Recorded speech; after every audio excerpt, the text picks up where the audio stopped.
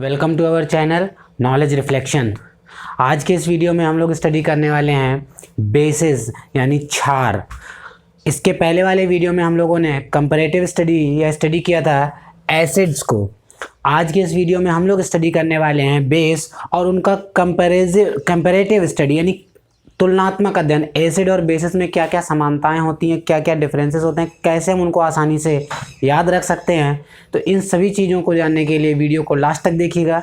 जिन लोगों ने अभी तक हमारे वीडियो को या हमारे चैनल को अभी तक सब्सक्राइब नहीं किया है वो चैनल को सब्सक्राइब ज़रूर कर लें और न्यू अपडेट्स के लिए बेल आइकन को ज़रूर दबा दें।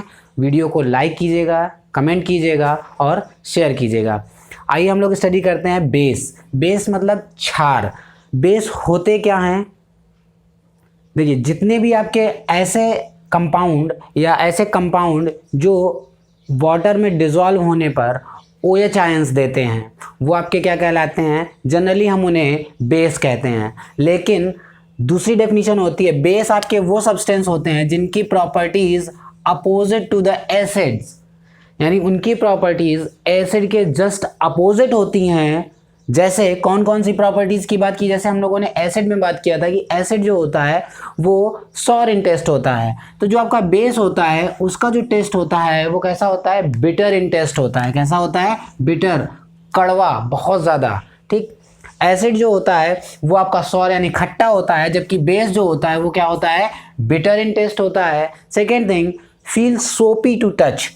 जब हम उसे टच करते हैं तो साबुन की तरह बिहेव करता है, मतलब हल्का सा चिकनाई युक्त होता है। तो उसे हम लोग कहते हैं क्या? सोपी इन टच। यानी जो आपका बेस होता है यानी जो क्षार होता है उसको अगर हम टच करते हैं तो जो उसकी क्या कहते हैं नेचर होता है वो हल्का सा सोपी होता है, साबुन की तरह लगता है। तीसरी सबसे इंपॉर्टेंट प्रॉपर्टी हम पहले भी पढ़ चुके हैं कि जो एसिड होता है वो ब्लू लिटमस को रेड में कन्वर्ट करता है, जबकि जो बेस होता है वो रेड लिटमस को किस में कन्वर्ट कर देता है? ब्लू में। और यही आपकी कैरेक्टरिस्टिक पहचान होती है। बेस को फाइंड आउट करने के लिए हम उसको लिटमस पेपर से गुजारते हैं, लिटमस टेस्ट करते हैं। तो अगर आपका रेड लिटमस ब्लू में कन्वर्ट हो जाता है तो इसका मतलब है कि जो भी आपका कंपाउंड गिवन होगा वो आपका क्या होगा? बेस होगा। चौथी इंपॉर्टेंट जो प्रॉपर्टी होती है बेसिस की वो बिल्कुल सेम होती है एसिड्स की तरह, क्योंकि एसिड्स भी आपके इलेक्ट्रोलाइट्स होते हैं, है ना? वो भी इलेक्ट्रिसिटी कंडक्ट करते हैं, कंडक्ट इलेक्ट्रिसिटी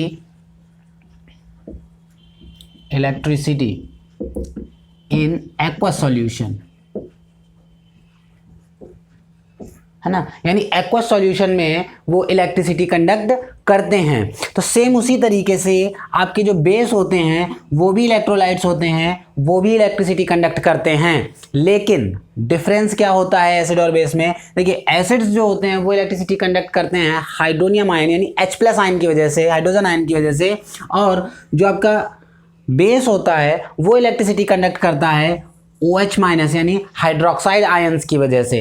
तो एसिड्स भी इलेक्ट्रोलाइट्स होते हैं, बेसिस भी इलेक्ट्रोलाइट्स होते हैं, लेकिन दोनों में जो आयंस होते हैं वो अलग अलग होते हैं। एसिड्स में हाइड्रोजन आयन होता है यानी H+ आयन होता है, जबकि बेस में OH- आयंस होता है।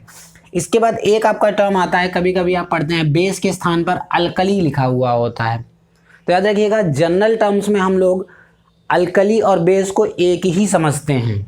जनरली अल्कलीज को हम बेस कहते हैं, है ना, या बेस को अल्कलीज कहते हैं। लेकिन अगर कभी आपसे पूछा जाए कि क्या सभी अल्कलीज बेस होते हैं या सभी बेस अल्कलीज होते हैं, तो याद रखिएगा सभी अल्कलीज तो 100% श्योर है वो बेस होंगे ही होंगे, लेकिन जरूरी नहीं है कि हर बेस अल्कली हो। तो अल्कली उस बेस को कहा जाता है जो वाटर सॉल्युबल होता है, यानी वाटर सॉल्युबल बेसिस को हम लोग अल्कलीज कहते हैं। यानी ऐसा बेस जो आसानी से पानी में घुल जाता है, डिसॉल्व हो जाता है, वो आपका क्या कहलाता है? अल्कलीज कहलाता है। और बहुत से ऐसे बेसिस भी होते हैं जो वाटर में सॉल्युबल नहीं होते हैं, तो उन्हें अल्कलीज नहीं कहा जाता है, वो केवल बेस होते हैं। इसीलिए अब जितने अल्कलीज हैं वो तो बेस होंगे ही, क्योंकि बेस जब पानी में घुलेगा तभी अल्कली बनाएगा। तो पहली कंडीशन जो होती है अल्कली और बेस में डिफरेंस क्या होता है, तो याद रखिएगा कि सभी अल्कलीज जो होते हैं वो बेस होते हैं, क्योंकि अल्कलीज वो बेस होता है जो वाटर में सॉल्युबल होता है। यानी अगर पानी में घुल गया तो हम उसी बेस को अल्कली कह देंगे। लेकिन कुछ बेस ऐसे भी होते हैं जो पानी में घुलते नहीं हैं, तो जो पानी में नहीं घुलेंगे उनको हम अल्कलीज नहीं कहेंगे, ठीक है ना। तो सभी अल्कलीज बेस होते हैं, लेकिन सभी बेस अल्कलीज हों ऐसा संभव जरूरी नहीं है। इट मे बी पॉसिबल कि कोई बेस अल्कली ना हो, वो पानी में सॉल्युबल ना होता हो, ठीक है। ये आपकी होती हैं अल्कलीज और बेस में डिफरेंस।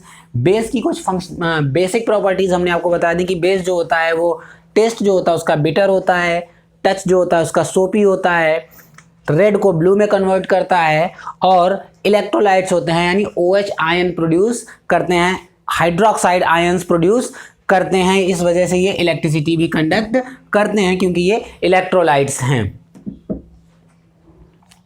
नेक्स्ट हम लोग पढ़ते हैं टाइप्स ऑफ बेसिस। बेसिस को जनरली हम उसकी स्ट्रेंथ के आधार पर दो पार्ट में डिवाइड करते हैं। स्ट्रेंथ के बेसिस पर एक आपका होता है वीक बेस और एक आपका होता है स्ट्रॉन्ग बेस। तो ये जो वीक बेस और स्ट्रॉन्ग बेस की जो हाइपोथेसिस होती है या इसको हम लोग कैसे फाइंड आउट करते हैं, तो इसका जो तरीका होता है फाइंड आउट करने का ये बिल्कुल सेम होता है जैसा एसिड्स का होता है। जैसे स्ट्रॉन्ग एसिड और वीक एसिड को जब हम लोग पढ़ रहे थे तो एसिड्स को हम लोग डिसॉल्व कराते हैं यानी पानी में घोलते हैं और नंबर ऑफ आयंस के बारे में बात करते हैं। अगर कोई भी सब्सटेंस फुली आयनाइज हो जाता है, जैसे यहाँ पर बेस की बात करेंगे, अगर हम बेस को डिसॉल्व कराएं वाटर में और वो फुली आयोनाइज हो जाए, क्या हो जाए, अगर आपका बेस फुली आयोनाइज हो जाए या कंप्लीटली कह सकते हैं, है ना, कंप्लीटली आयोनाइज हो जाए, आयोनाइज, तो वो आपका क्या कहलाएगा, स्ट्रॉन्ग बेस कहलाएगा, जो पूरी तरीके से आयोनाइज हो जाए। और वीक बेस आपका क्या होगा, जो इनकम्प्लीट या कह सकते हैं पार्शियली आयोनाइज हो। क्या हो, पार्शियली आयोनाइज हो, यानी कोई ऐसा सब्सटेंस जिसको अगर हम पानी में घोलें तो वो पूरी तरीके से आयनाइज हो जाएगा, तो वो स्ट्रॉन्ग बेस कहलाएगा। और अगर वो पार्शियली आयनाइज होता है या इनकम्प्लीट आयनाइजेशन होता है तो वो आपका क्या कहलाएगा, वीक बेस। लेकिन आयनाइजेशन में देखिएगा, याद रखिएगा, आयनाइजेशन में OH आयंस निकलने चाहिए। कौन सा आयन निकलने चाहिए, यानी ऐसा सब्सटेंस जिसको हम पानी में घोलें तो उसके OH आयंस और अदर जो सब्सटेंस है वो सारे आयंस जो है वो पूरी तरीके से अगर आयनाइज हो जाते हैं, कंप्लीटली आयनाइज हो जाता है, पूरा सब्सटेंस आयनाइज हो जाता है, तो वो आपका कहलाएगा स्ट्रॉन्ग बेस। इसके एग्जांपल आपके होते हैं जैसे NaOH, अगर हम इसको पानी में डालेंगे, है ना, तो ये Na+ और OH-, है ना, इस आयंस में पूरी तरीके से क्या हो जाएगा, टूट जाएगा। या KOH की बात कर लीजिए, पोटेशियम हाइड्रोक्साइड K+ और OH- में, है ना, तो ये आपके क्या है, दोनों स्ट्रॉन्ग बेस होते हैं, ठीक। स्ट्रॉन्ग बेस मतलब ये, इनको अगर हम पानी में घोलेंगे तो ये H+ और Na+ और OH- आयंस में पूरी तरीके से टूट जाएंगे, पूरी तरीके से कंप्लीटली आयनाइज हो जाएंगे।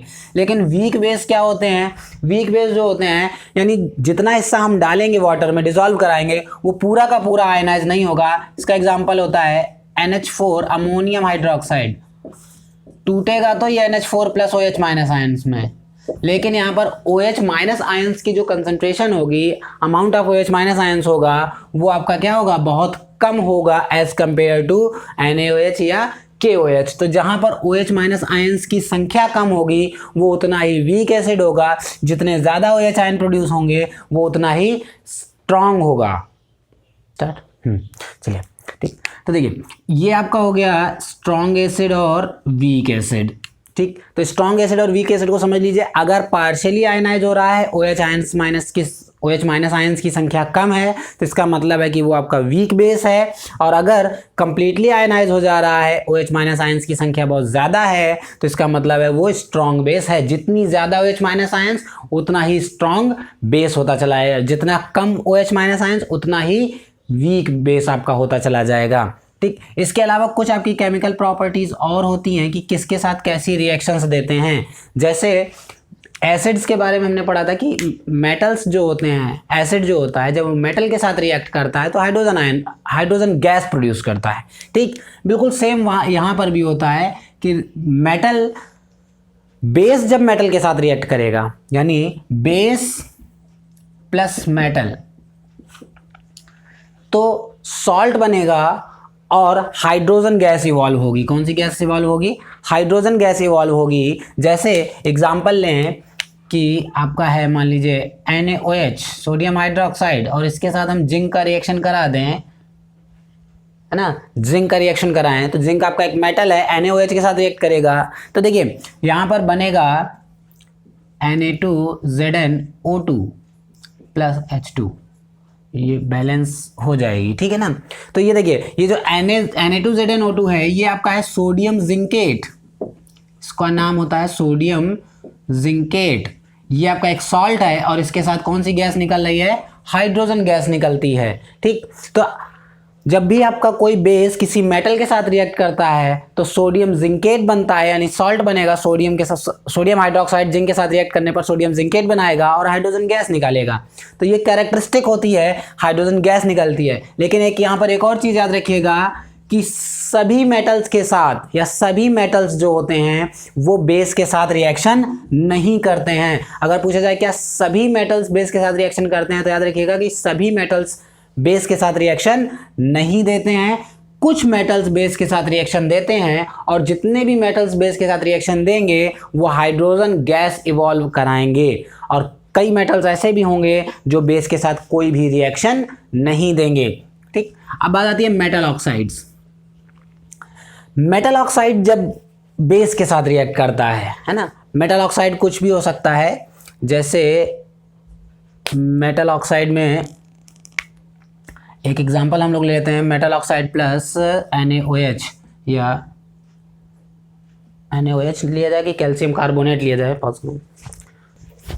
देखिए नॉन मेटल ऑक्साइड्स के साथ हम लोग रिएक्शन इसकी देखते हैं। नॉन मेटल ऑक्साइड्स के साथ इसकी रिएक्शन क्या होती है, तो कोई भी बेस नॉन मेटल ऑक्साइड के साथ जब रिएक्ट करेगा तो वो हमेशा वाटर, सॉल्ट और वाटर बनाएगा। अब देखिए सॉल्ट और वाटर बनाने का कारण क्या होता है उसको आप ध्यान से समझिएगा, बहुत आसान चीज़ होती है। जैसे अगर हम मान लेते हैं कैल्शियम हाइड्रोक्साइड CaOH का होल ट्वाइस प्लस एक नॉन मेटल ऑक्साइड ले लेते हैं CO2 आपका जो है वो नॉन मेटल ऑक्साइड है, नॉन मेटल ऑक्साइड।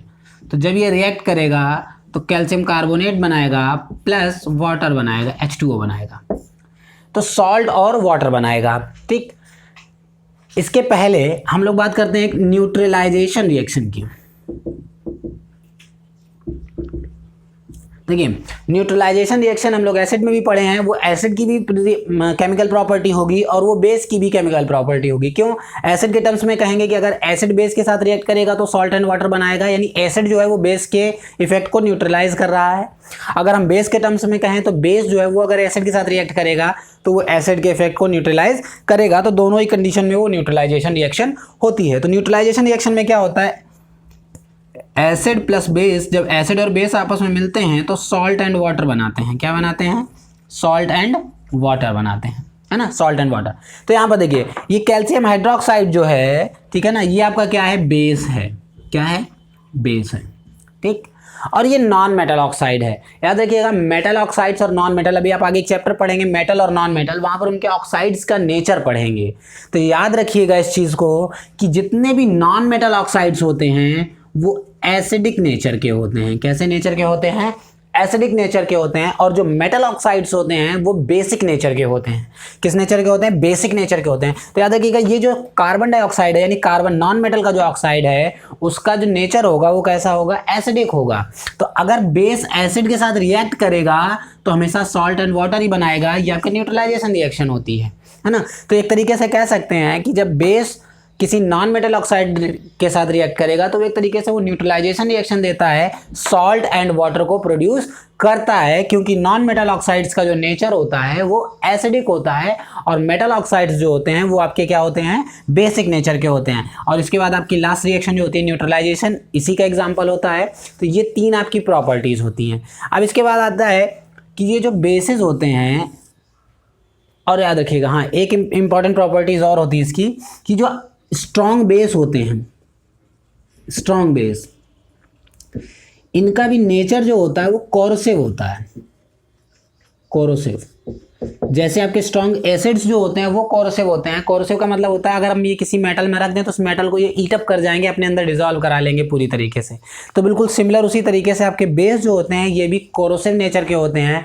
अगर बहुत स्ट्रॉन्ग बेस है आप उसको हाथों पे भी बहुत देर तक लगाएंगे तो वो आपकी स्किन को भी इफेक्ट करता है। जैसे आप बहुत देर तक साबुन से काम करते रहिए तो आपकी स्किन की जो अपर लेयर होती है वो निकलने लग जाती है। तो वो क्योंकि वो स्ट्रॉन्ग बेस होता है, वो कोरोसिव नेचर का होता है, वो आपकी स्किन को कोरोड कराने लगता है या ख़राब करने लगता है। तो याद रखिएगा कि जो स्ट्रॉन्ग बेसेस होते हैं उनका नेचर कोरोसिव होता है, हाईली कोरोसिव होता है। हर बेस का नेचर कोरोसिव होता है, स्ट्रॉन्ग बेस जो होते हैं वो हाईली कोरोसिव होते हैं। ठीक, अब बात आती है यूजेस कि जो आपके ये बेसिस हैं इनका यूज़ कहाँ कहाँ पर होता है। ठीक, तो यूज़ को जरूर याद रखिएगा क्योंकि आपसे हमेशा एक आध क्वेश्चन जो होता है वो यूज से रिलेटेड होता है कि किस ऑक्साइड का यूज़ या किस बेस का यूज़ हम लोग कहाँ पर करते हैं। जैसे देखिए, अब हम लोग कुछ इंपॉर्टेंट बेसिस के नाम लिखेंगे और हम लिखेंगे कि उनका यूज़ कहाँ कहाँ पर होता है, किस तरीके के इंडस्ट्रीज़ में होता है। जैसे आपका लिखते हैं सबसे पहले सोडियम हाइड्रोक्साइड NaOH।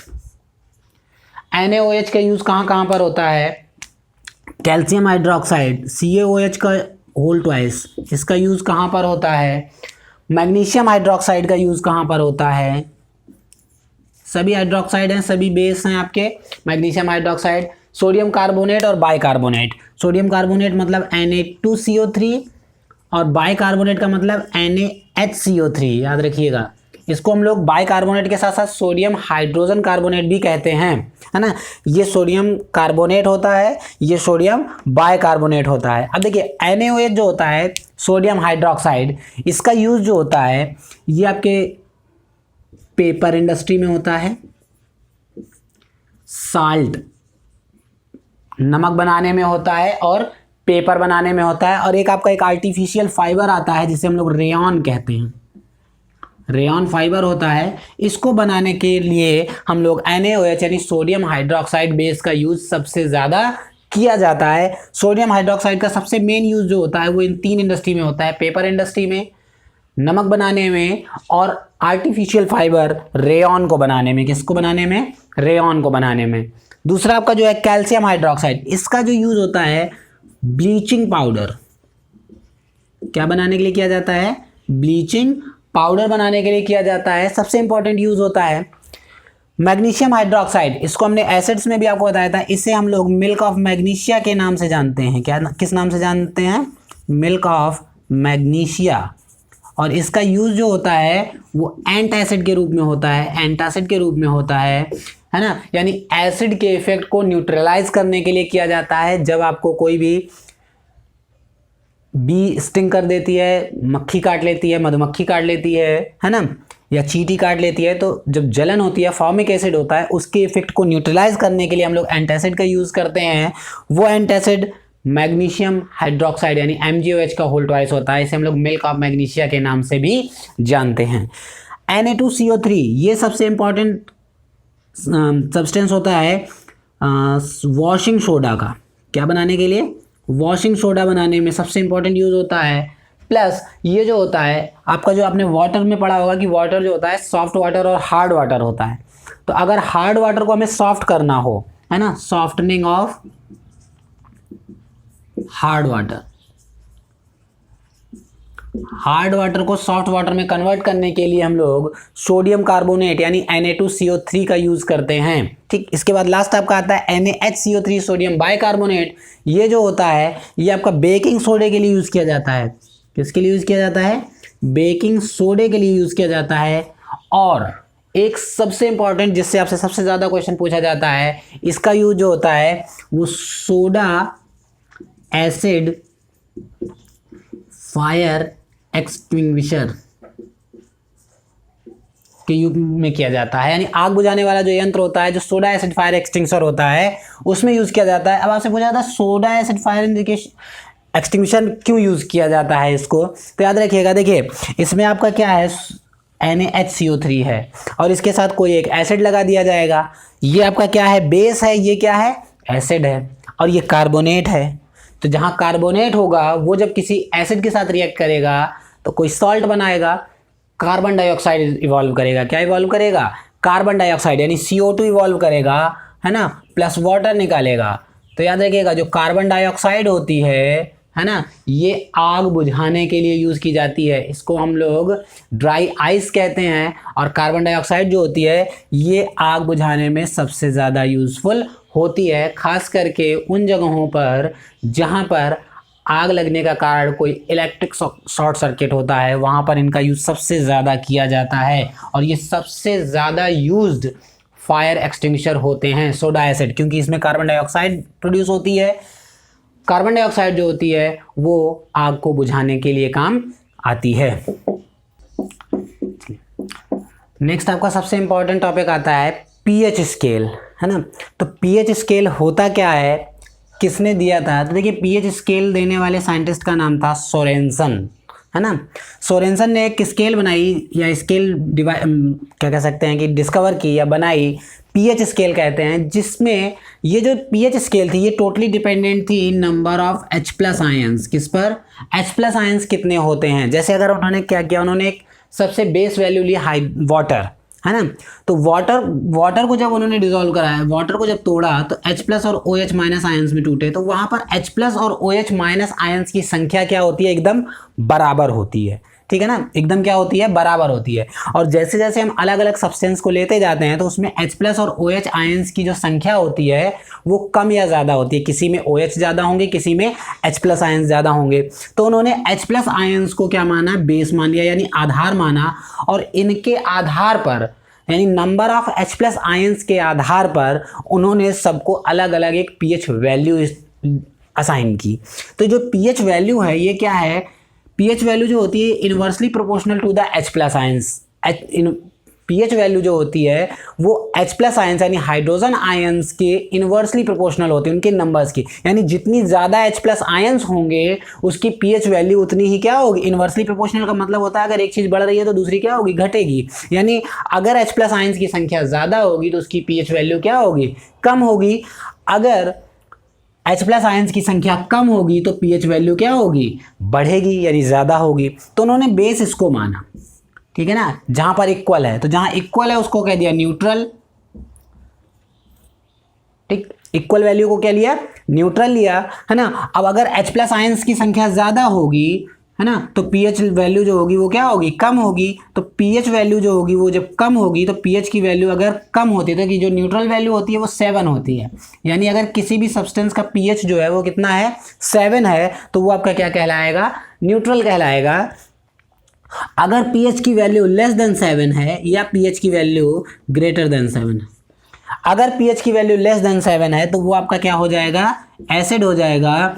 अगर पीएच की वैल्यू ग्रेटर देन 7 है तो वो आपका क्या हो जाएगा? बेस हो जाएगा, ठीक। कैसे बेस, एसिड या बेस हो जाएगा? क्योंकि देखिए जो उनका बेसिक था वो क्या था? H plus ions. अब H प्लस आयंस किस में ज़्यादा होते हैं? एसिड्स में ज़्यादा होते हैं H प्लस आयंस। अब अगर H प्लस आयन एसिड में ज़्यादा होंगे तो आपने लिखा है कि जो पीएच वैल्यू होती है, पीएच वैल्यू जो होती है वो इन्वर्सली प्रोपोर्शनल होती है हाइड्रोजन आयंस के। तो चूंकि एसिड में हाइड्रोजन आयंस जो होंगे, H प्लस आयंस क्या होंगे? ज़्यादा होंगे, तो उसका पीएच वैल्यू क्या होगा? कम होगा। और बेस में क्या होता है? बेस में OH आयंस ज़्यादा होते हैं, यानी H प्लस आयंस क्या होंगे? कम होंगे। और अगर H प्लस आयंस कम होंगे तो उसकी पीएच वैल्यू क्या होगी? ज़्यादा होगी। तो यहीं से हम लोग डिफाइन करते हैं कि जो न्यूट्रलाइजेशन होता है, यानी वाटर होता है, प्योर वाटर की बात की जा रही है, प्योर वाटर जो होता है उसका पीएच जो होता है वो 7 होता है और वो न्यूट्रल कंडीशन को रिप्रेजेंट करता है। अगर पीएच की वैल्यू लेस देन 7 है, यानी 7 से कम है, तो वो एसिड होगा। और पीएच की वैल्यू अगर 7 से ज़्यादा है तो वो बेस होगा। तब याद रखिए किस तरीके से स्केल ऐसे बनती है। यहाँ पर आपका 0 ये आपका न्यूट्रल को रिप्रेजेंट करता है, ठीक। अब 0 से सॉरी 0 कह रहा है, 7 जो होता है वो न्यूट्रल को रिप्रेजेंट करता है। तो 7 6 5 4 3 2 1, है ना। और यहाँ पर 0। इस तरीके से जब इधर की ओर आएंगे तो आपका एसिडिक कैरेक्टर बढ़ेगा, यानी ये न्यूट्रल है, 4 5 6 होगा तो ये वीक एसिड होंगे। और जितनी वैल्यू कम होती चली जाएगी उतने ही क्या होंगे?